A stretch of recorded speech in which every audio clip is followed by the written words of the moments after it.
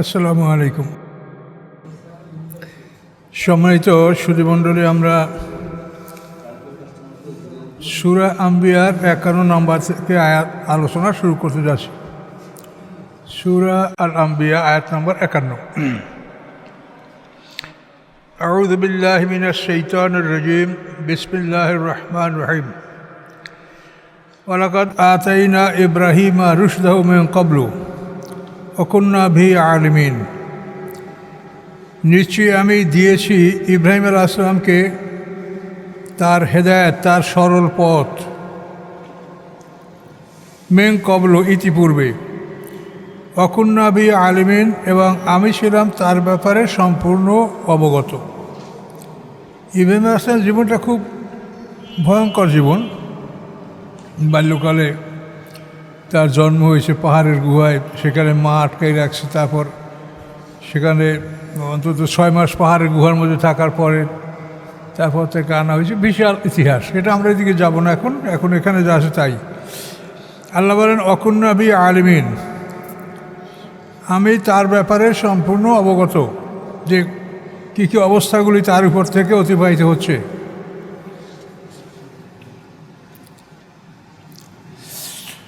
এর কালালে আবিহি আ কওমিহি, যখন তিনি বললেন তার পিতা আজরকে ওয়া কওমি এবং তার জাতিকে, মা হাজির তামাসিলুল্লাতি আনতুম লাহা আকিফুন, কি এই সকল মূর্তিগুলি, মা কি, হাজির তামাসিল এই সকল মূর্তিগুলি, তেমসালের বহুবচন তামাসিল, আল্লাতি আনতুম লাহা আকিফুন, তোমরা যাদের এবাদাতে রত রয়েছ, যাদের এবাদাত তোমরা করছো, এগুলো কি? প্রশ্ন করলেন। কলু, তার জাতির লোকেরা উত্তর দিল, ওয়াজাদনা আবানা লাহা আবিদিন, পেয়েছি আমরা আমাদের পিতৃপুরুষদেরকে যে লাহা আবিদিন, তারা এগুলির এবাদাতকারী ছিল। আমাদের পিতৃপুরুষেরা এগুলির এবাদাতকারী ছিল, তারা এগুলির এবাদাত করত। কয়লা, ইব্রাহিম আলাইহিস সালাম বললেন, লাকাদ কুনতুম আবাকুম ফি দালালিম মুবিন, নিশ্চয়ই ছিলে, কুনতুম তোমরা, নিশ্চয়ই ছিলে তোমরা, আনতুম তোমরা, ও আবাউকুম তোমাদের পিতৃপুরুষগণ, ফি দালালিম মুবিন স্পষ্ট ভুল পথে। কলু, তারা বলল, আজ এতানা বিল হক, তুমি কি আমাদের কাছে সত্য নিয়ে এসেছ?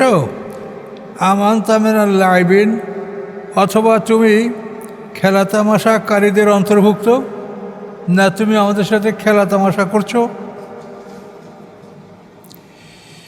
ইব্রাহিম আলাইহিস সালাম বললেন, কয়লা বাল রব্বুকুম, বরং তোমাদের রব, রব্বুস সামাওয়াতি ওয়াল আরদ, যিনি আকাশসমূহের রব, পৃথিবী সমূহের রব, আল্লাযী ফাতারাহুন্না, যিনি এগুলিকে সৃষ্টি করেছেন, আকাশ পৃথিবীগুলিকে, ওয়াইন্না আলা জালিকুম মিনাশ শাহিদিন, এবং নিশ্চয়ই আমি তোমাদের এ ব্যাপারে সাক্ষী।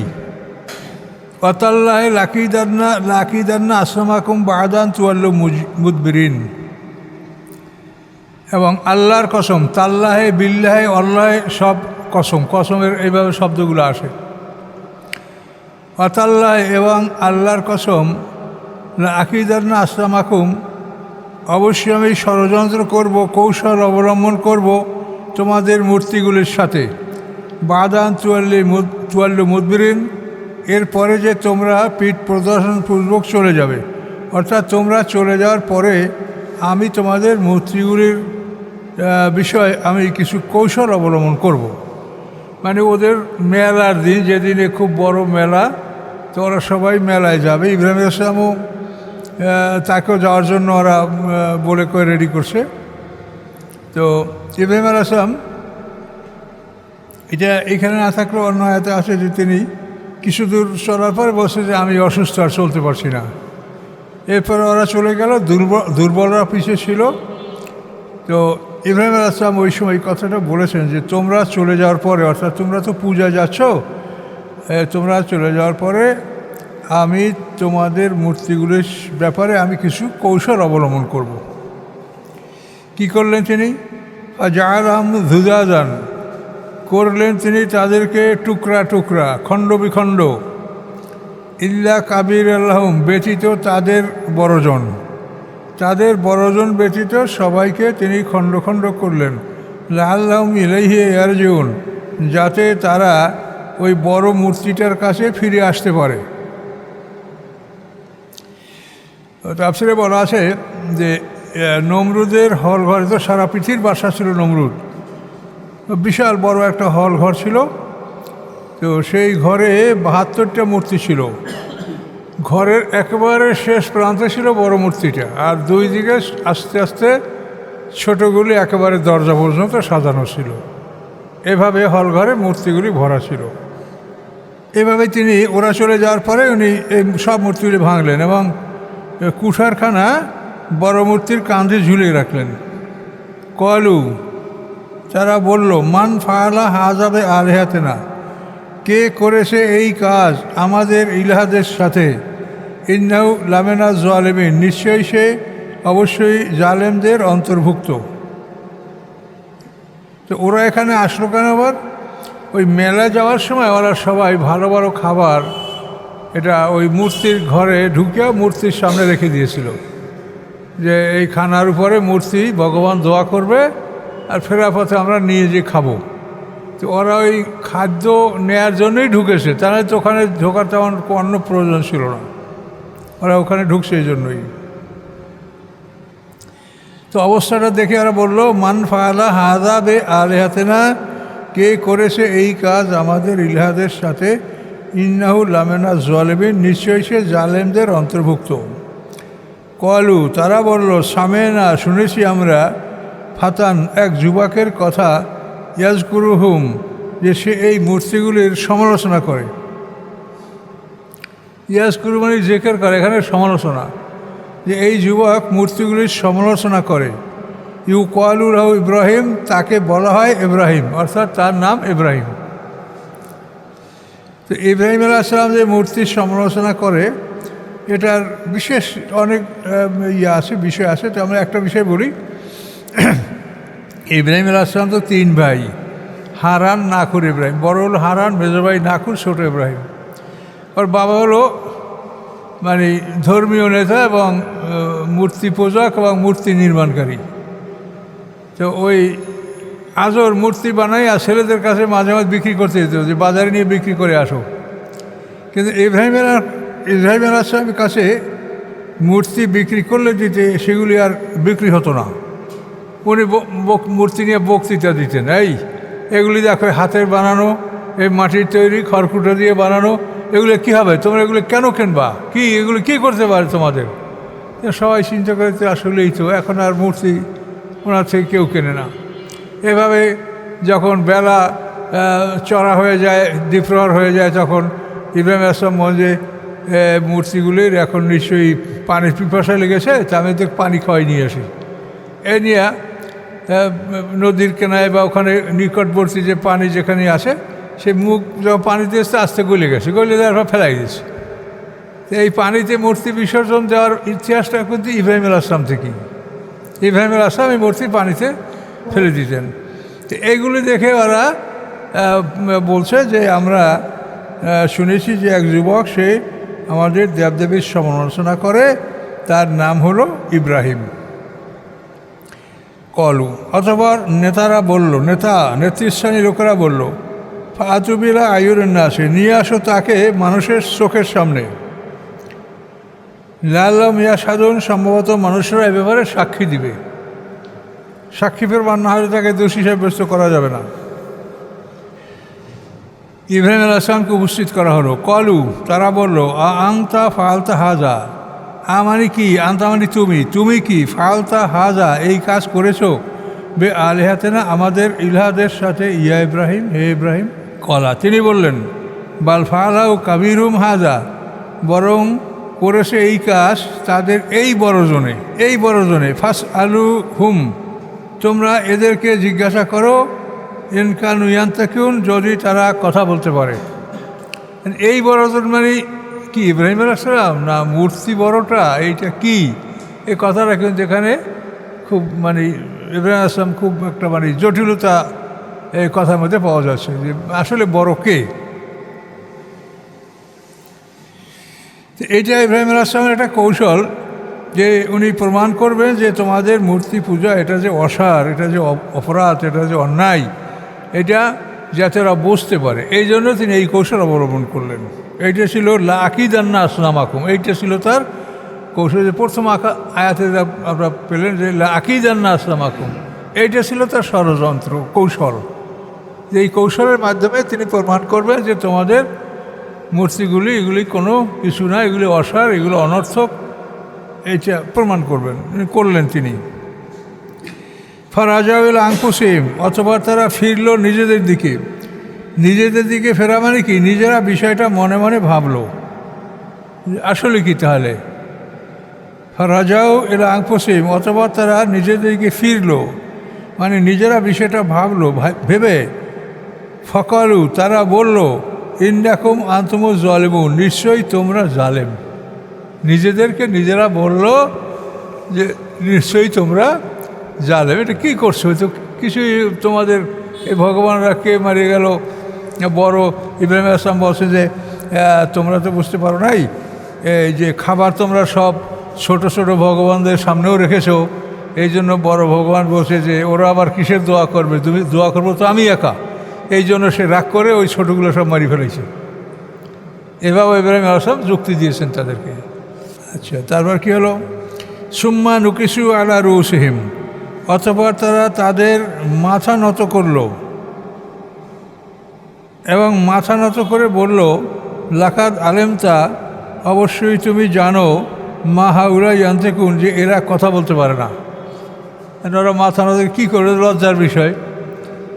দেখেন, একটা রাষ্ট্র সারা পৃথিবীব্যাপী নমরুদ তার বাদশাহ এবং তার মন্ত্রী পরিষদ, সে ইব্রাহিম আলাইহিস সালাম একার সামনেই ধুলিস্যাৎ হয়ে গেল। দেখেন, একটা মানুষ।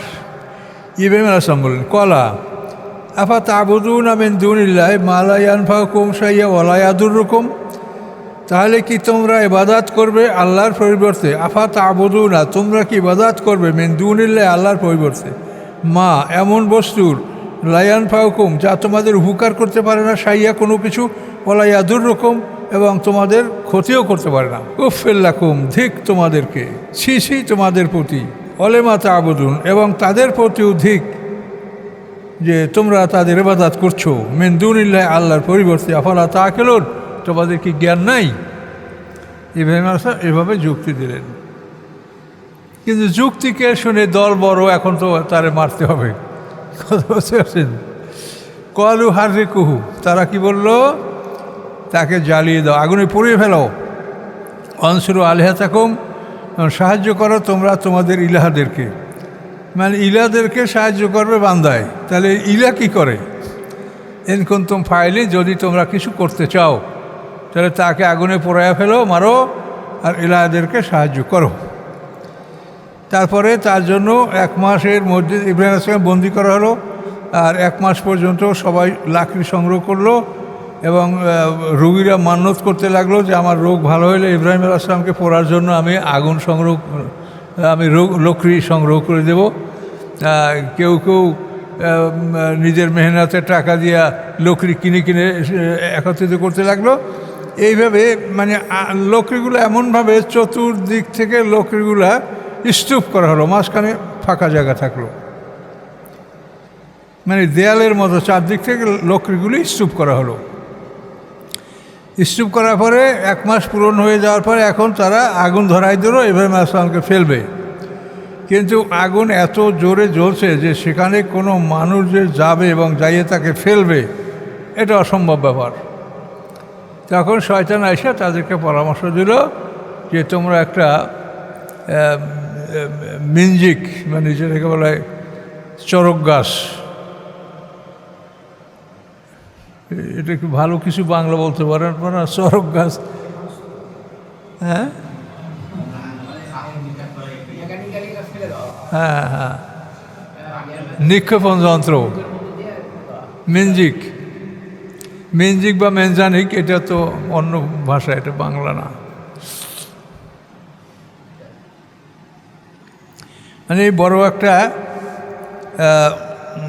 কাঠে কফিকল লাগানো হলো এবং ওই কাঠে ইব্রাহিম আলাইহিস সালাম কফিকল দিয়ে উপরে তুলে গাছটা কাট করে সেখানে ফেলে দেওয়া হবে। এই শয়তান এই বুদ্ধি দিল, মানে যত অপকর্মের পরামর্শ এই শয়তান।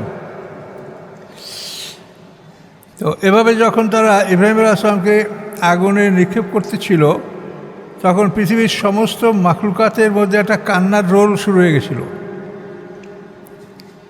যে একমাত্র মানুষ ইব্রাহিম আলাইহিস সালাম আল্লাহকে ডাকে, তাকে এখন সব কাফেররা মিলে মেরে ফেলছে। তো সবাই বলে যে আপনি আল্লাহকে, যে আল্লাহ আপনি সাহায্য করেন, আর যদি আপনি আমাদেরকে বলেন তাহলে আমরা সাহায্য করব। তো আল্লাহ বলেন যে ইব্রাহিম আলাইহিস সালামের একমাত্র বন্ধু আমি ছাড়া কেউ না, আমি খলিলুল্লাহ, তিনি আল্লাহর বন্ধু, আমি তার বন্ধু। কাজেই তোমরা যদি মনে করো যে তাকে সাহায্য তোমরা করবে তো তোমরা অগ্রসর হও। তখন হাওয়ার ফেরেশতা, তারপরে পানির ফেরেশতা এরা গেলেন। হাওয়ার ফেরেশতা যে বলেন যে ইব্রাহিম আলাইহিস সালাম, হে ইব্রাহিম তুমি বললে আমি এমনভাবে বাতাস চালিয়ে দেবো যেগুলি সব উড়িয়ে চলে যাবে, কিচ্ছু এখানে চিহ্ন থাকবে না। পানির ফেরেশতা যে বললেন যে আমি আপনি যদি বলেন আমার সাহায্য চান তাহলে আমি এমনভাবে পানি দেবো যেখানে পানি থই থই করবে, কিছু থাকবে না। কিন্তু ইব্রাহিম আলাইহিস সালাম বলে যে আসলামতু লিরাব্বিল আলামিন, আমি আল্লাহর কাছে আত্মসমর্পণ করেছি, কাজে আল্লাহ ছাড়া কারোর সাহায্য আমি চাই না। এরপর আসে জিবরিল আমিন, তিনি বললেন যে বলে আমি জিবরিল। তো ইব্রাহিম আলাইহিস সালাম বলে জিবরিলের কাছে আমার কোনো প্রয়োজন নাই। তখন জিবরিল আমিন বললেন যে তাহলে আপনি আল্লাহর কাছে সাহায্য চান। তখন ইব্রাহিম আলাইহিস সালাম বললেন যে আল্লাহর কাছে সাহায্য চাবো, তার সাথে আল্লাহ অতি ভালোভাবে আমার অবস্থা দেখছেন। এভাবে ইব্রাহিম আলাইহিস সালামকে যখন আগুনে ফেলে দেওয়া হলো তো তখন আগুনে তার বাঁধনগুলি পুড়ে গেল এবং আল্লাহ তাআলার সাথে সাথে আদেশ দিলেন কুলনা ইয়া নারু কুনি বারদাম ওয়া সালামান আলা ইব্রাহিম। আল্লাহ বলেন কুলনা, আমি বললাম, ইয়া নারু হে আগুন, কুনি হও, বারদা ঠান্ডা, সালাম শান্তি ইব্রাহিম আলাইহিস সালামের পরে। এই বারদান বলার সাথে সাথে আগুনের মধ্যে শীত করতে আরম্ভ করছে, শীত করে। আর সালাম বলার সাথে সাথে একটা মানে এটা মধ্যম টেম্পারেচার, মডারেট টেম্পারেচার, মধ্যম অবস্থা সৃষ্টি হলো যাতে তার শীতও না লাগে গরমও না লাগে। সালাম আলা ইব্রাহিম। তো এই কুনি বারদা বলার সাথে সমস্ত পৃথিবীর আগুন ঠান্ডা হয়ে গেছিল। কারো বাড়িতে কোনো হাঁড়িতে মানে খাবার দাবার গরম হচ্ছে না, পাক হচ্ছে না, কিন্তু সালামান আলা ইব্রাহিম বলার পরে ইব্রাহিম ছাড়া অন্য আগুনে আবার তার স্বাভাবিক অবস্থা ফিরে পেয়েছিল। এইভাবে আল্লাহ তাআলা এগুলি করার জন্য আল্লাহর কোনো বাহিনীর দরকার হয় না, সময়েরও দরকার হয় না, পরিশ্রমও লাগে না। তিনি কোন ফায়াকুন বললে সব হয়। এগুলি থেকে আপনি আল্লাহর কুদরত এবং ক্ষমতা সম্পর্কে জানেন যে এগুলি করার জন্য আল্লাহর কোনো কিছুর প্রয়োজন ছিল না, শুধু ইচ্ছা করছেন, বলছেন, তাই হয়েছে। তো এভাবে ইব্রাহিম আলাইহিস সালামের সাথে ইব্রাহিম আলাইহিস সালামকে উলঙ্গ করে আগুনে ফেলানো হয়েছিল। তখন ইব্রাহিম আলাইহিস সালাম কেঁদেছিলেন। তখন তাকে আল্লাহর পক্ষ থেকে জানানো হয়েছিল যে হাসরের ময়দানে সবাই উলঙ্গ উঠবে, তবে আপনাকে সবার আগে কাপড় দেওয়া হবে ইব্রাহিম আলাইহিস সালামকে। তো ইব্রাহিম আলাইহিস সালামকে ওভাবে আগুনে ফেলানোর পরে আল্লাহ তাআলা একজন ফেরেশতা সেখানে পাঠালেন জান্নাতের পোশাক নিয়ে। সেই পোশাক ইব্রাহিম আলাইহিস সালামকে পরিয়ে দেওয়া হলো এবং তার সাথে ওই ফেরেশতা কথোপকথন করতেছিল। আগুনটা 7 দিন জ্বলতেছিল, 7 দিন পর্যন্ত ব্যাপকভাবে আগুনটা জ্বলতেছিল। এভাবে নমরুদ তাকায় দেখছিল যে ব্যাপারটা কি। নমরুদ এক মেয়ে, তার নাম রাগাত, সে বলছিল যে আমি ইব্রাহিম আলাইহিস সালামকে দেখতে যাব। তখন নমরুদ বলে, আরে মা তুমি কী দেখবে, এখন কিছু আছে, তা ছাই হয়ে গেছে। কারণ না আমি একটু দেখি। তখন তাকায় দেখে যে ইব্রাহিম আলাইহিস সালামের সাথে সুন্দর একটা মানুষ বসা, দুজনে সুন্দর পোশাকে বসে কথাবার্তা বলছে। তখন নমরুদ ঘাবড়ে গেল। তখন নমরুদ বলল, নিয়মার রব রব ইব্রাহিম, ইব্রাহিমের রবই সুন্দর রব। এখন এবং নমরুদ মানত করলো যে আমি 400 গরু কোরবানি করব। ইব্রাহিম আলাইহিস সালামকে তিনি বললেন যে ইব্রাহিম তুমি কি আগুনে কোনো কষ্ট পাচ্ছ? যে না। তুমি বের হয়ে আসতে পারো? হ্যাঁ পারি। তা তুমি বের হয়ে আসো। তখন নমরুদ আদেশ করলে পরে ইব্রাহিম আলাইহিস সালাম বের হয়ে আসেন জান্নাতি পোশাক নিয়ে। এই পোশাকটাই কিন্তু তার ছেলে ইসহাক আলাইহিস সালাম পেয়েছিল, ইসহাক আলাইহিস থেকে ইউসুফ আলাইহিস সালাম, এবং ইউসুফ আলাইহিস সালামের পরে তো জানেন ঘটনা যে কী হয়েছে। এই পোশাক এখনও পৃথিবীতে আছে। এটা বনী ইসরাঈলের সিন্দুক আছে, তাবুত সূরা বাকারায় যেটা গেছে, ওই সিন্দুকের মধ্যে এই পোশাক আছে। মূসা আলাইহিস সালামের লাঠি, এই পোশাক, হারুন আলাইহিস সালামের জামা, আরও কিছু নিদর্শন বস্তু, এই তাবুত যেটা কোরআনে বলা আছে, আইয়াতিয়াকুম তাবুত ফিহি সাকিনাতুম মির রাব্বিকুম ওয়া বাকিয়াতুম মিম্মা তারাকা আলু মূসা ওয়া আলু হারুন। এই সিন্দুকের মধ্যে এই জামা এখনও আছে। এই সিন্দুকটা আল্লাহ তাআলা ঈসা আলাইহিস সালাম আসার পরে তাকে ফেরত দিবেন। এটা হলো বনী ইসরাঈলদের সম্পদ, এই জন্য আমাদেরকে দেওয়া হয়নি। আমরা তো বনী ইসরাঈল না, আমরা হলাম বনী ইসমাঈল, এই জন্য এটা আমাদেরকে দেওয়া হয়নি। এটা ঈসা আলাইহিস সালাম আসলে তখন এটা তাকে দেওয়া হবে। এখন এটা কোথায় আছে এ সম্বন্ধে সঠিক কোনো তথ্য আমাদের কাছে নাই। তবে কোনো কোনো তাফসীর বলে যে তাবারিয়া সমুদ্রের মধ্যে এটাকে পানিতে আল্লাহ লুকিয়ে রেখেছেন। ঈসা আলাইহিস সালাম আসলে তখন এটাকে বের করে তার দায়িত্বে দেওয়া হবে। এবং বনী ইসরাঈলরা এই সিন্দুক সামনে নিয়ে যুদ্ধ করলে তারা যুদ্ধে সবসময় জয়যুক্ত হতো, পরাজিত হতো না। এই সিন্দুকের এটা হলো বৈশিষ্ট্য। তো এই জন্য ঈসা আলাইহিস সালামকে এই সিন্দুক দেওয়া হবে। তিনি এটা সামনে নিয়ে অন্যান্য তার বাহিনী নিয়ে, যদিও কম হবে সংখ্যক মুসলমানদের, কিন্তু তারা এই পৃথিবীর অমুসলিম ইহুদি খ্রিস্টান যারা ইসলাম গ্রহণ করবে না তার দাওয়াতে, তাদের বিরুদ্ধে তিনি লড়াই করবেন এবং সারা পৃথিবীতে আল্লাহর দ্বীন প্রতিষ্ঠিত হবে। কিয়ামতের আগে এটা হবেই, ওটা কোরআনেই বলা আছে। জাইলুল্লাযীনা ইত্তাবাউকা ফাওকাল্লাযীনা কাফারু ইলা ইয়াউমিল কিয়ামাহ। আল্লাহ বলছেন যে তোমার অনুসারীদেরকে আমি কিয়ামত পর্যন্ত কাফেরদের উপরে রাখবো। এই কাফের হলো ইহুদি। আর ঈসা আলাইহিস সালামের প্রকৃত ইত্তেবা যারা করে তা তো আমরা। কারণ ঈসা আলাইহিস সালামের ব্যাপারে খ্রিস্টানরা বলে আল্লাহর পুত্র। এজন্য তো আল্লাহ এতই অসন্তুষ্ট বলছে যে মনে হয় যেন আকাশ ভেঙে পড়বে, পৃথিবী ফেটে যাবে, পাহাড় চূর্ণ বিচূর্ণ হয়ে যাবে, এত ভয়ঙ্কর। তারা তো আর তার ইত্তেবা করে না, তার ইত্তেবা করে আমরা। তাহলে মুসলমানরাই ইনশাল্লাহ শেষ জমানায় যুদ্ধ হবে, সেই যুদ্ধে মুসলমানরাই জয়যুক্ত হবে। মুসলমানদের সংখ্যা কম হবে, কম হলেও যেহেতু বিভিন্ন কারণে তারা জয়যুক্ত হবে। ওয়ারা ধুবি কায়দান ফাজালনা হুমুল আকসারিন। তারা একটা ষড়যন্ত্র করতে চেয়েছিল ইব্রাহিম আলাইহিস সালামের বিরুদ্ধে, আমি করে দিলাম তাদেরকে সম্পূর্ণ ক্ষতিগ্রস্ত। তারা সম্পূর্ণ ক্ষতিগ্রস্ত হলো। আর নমরুদের কোরবানির কথা ইব্রাহিম আলাইহিস সালামকে বলা হলো। ইব্রাহিম আলাইহিস সালাম বললেন যে তুমি তোমার দিন ত্যাগ না করা পর্যন্ত তোমার কোরবানি কবুল হবে না। তখন নমরুদ বলল যে আমি যদি আমার দিন ত্যাগ করি তো আমার তো রাজত্ব থাকবে না, কাজে আমি কেমন করে এটা করবো? কাজে আমি কোরবানি করবো, আল্লাহ কবুল করুক আর নাই করুক। নমরুদ কোরবানি করেছিল। আল্লাহ বলেন ওয়ানাজ্জাইনাহু ওয়া লূতান, মুক্তি দিয়েছিলাম আমি তাকে এবং লূতকে। এই লূত হলো ইব্রাহিম আলাইহিস সালামের বড় ভাই হারানের পুত্র লূত। হারান না করে ইব্রাহিম, এই হারানের পুত্র হচ্ছে লূত। আবার সারার পিতার নামও হারান, সে হলো ইব্রাহিম আলাইহিস সালামের চাচা হারান। ওয়ানাজ্জাইনাহু ওয়া লূতান, আমি মুক্তি দিয়েছিলাম তাকে এবং লূত আলাইহিস সালামকে ইলাল আরদিল্লাতি, এমন একটা জমিনের প্রতি, বারাকনা ফিহা, যে জমিনে আমি বরকত দিয়েছি, লিল আলামিন, সমস্ত সৃষ্টিকুলের জন্য, সমস্ত জাতির জন্য। সেই জমিনটা হলো সিরিয়ার ভূমি। ইব্রাহিম আলাইহিস সালাম প্রথমে এইখানে যেটাকে বলে কালদানিয়া বা বেবিলন, এখান থেকে তিনি হারান শহরে হিজরত করেছিলেন। ওখান থেকে তিনি মিশর গিয়েছিলেন, সেখান থেকে ফিরে এসে তিনি সিরিয়ার হেবরান শহরের আল খলিলে উনি বসবাস স্থাপন করেছেন এবং ওখানেই তিনি শেষ জীবন কাটিয়েছেন। ওখানেই তার কবর, মা সারার কবর ওখানে, আর মা হাজেরার কবর তো মক্কার হেরেমের মধ্যেই, মাতাফের মধ্যে। তো ইব্রাহিম আলাইহিস সালামের পরে ইসহাক আলাইহিস সালাম যদিও মারা গেছেন মিশরে, কিন্তু তাকে পরে ওখানেই তার লাশ ট্রান্সফার করে ওখানে দাফন করা হয়েছে হেবরান শহরে। আর ইউসুফ আলাইহিস সালামকেও মিশরে দাফন করা হয়েছিল, পরে তো বনী ইসরাঈলীরা তাকে নিয়ে হিজরত করলো। কাজী ইউসুফ আলাইহিস সালামেরও কবর ওই আল খলিলে, হেবরান শহরে। তো এই জমিনটাকে বলা হয়েছে বারাকনা ফিহা লিল আলামিন, মিশরের সিরিয়ার এই ভূমি, এটা একটা পয়গম্বরদের ভূমি। এখানে প্যালেস্টাইন, এখানে জেরুজালেম, সব কিছু এই অঞ্চলে।